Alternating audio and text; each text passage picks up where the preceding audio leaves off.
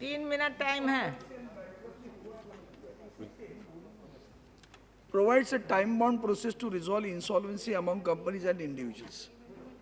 Insolvency is the situation where an individual or company is unable to repay their outstanding debt.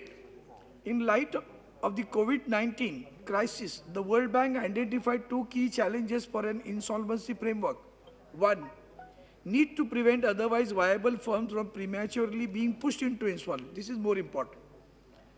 To push some company which is competent enough to run the business prematurely for insolvency, that will be prevented by this. Secondly, increase the number of firms that will not survive the crisis without resolution of insolvency. In fact, there are two amendments which have been taken, which are being taken in this bill. One is regarding under section 7, 9, 10 of the IBC, creditors of the company. All these clauses are being suspended to prevent companies from being pushed into insolvency, which is just now I said it. Insertion of section 10, that is more important, which states that the application of CIRP cannot be filed for any default arising on or after 25th March 2020 for a period of 6 months or such a further period, not exceeding 1 year from March 25, 2020, as may be notified in this behalf. The ordinance further clarifies that no proceeding can ever be initiated for defaults occurring during this period, which are now incorporated in this bill now. Then this most important 66(2).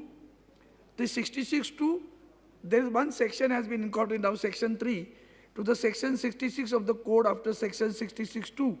The ordinance protects the director or partner of the corporate debtor from proceeding being initiated against them for wrongful trading relating to a default occurred during the specified period starting from March 2020. So both these amendments are welcome amendments, and I think in this pandemic situation, government has taken a right step while issuing the ordinance and now bringing up the bill. I welcome the bill, but at the same time, I'll request some of the companies, I have experience which one, when there was a possibility of protecting the employees also, they forcibly impose VRS to them and shut it out from the company, and now they will proceed further. That care has to be taken first, and otherwise the bill is good. I welcome the bill. Thank you so much, ma'am.